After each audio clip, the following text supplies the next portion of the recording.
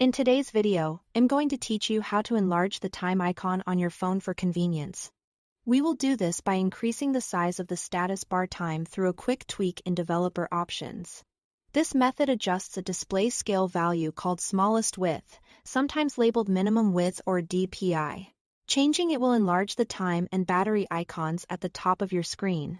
Because it affects overall interface scaling, it can also make other elements bigger, so I will point out what to watch for as you go. Start by opening Settings on your phone. Navigate to About Phone or About Device. Find Build Number or OS version, and tap it 7 times. Keep tapping until you see a message that says you are now a developer. This unlocks the extra menu we need. You may be asked to enter your device PIN or password to confirm, so just follow the on-screen prompt. Now back out to the main Settings menu. Go to Advanced Settings and open Developer Options. If you see a toggle to enable developer options, turn it on.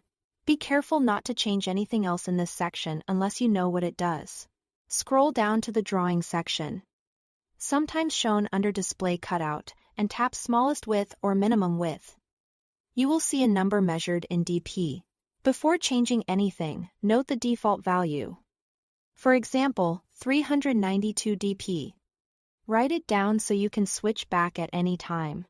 Enter a slightly smaller number to increase the size of the status bar icons.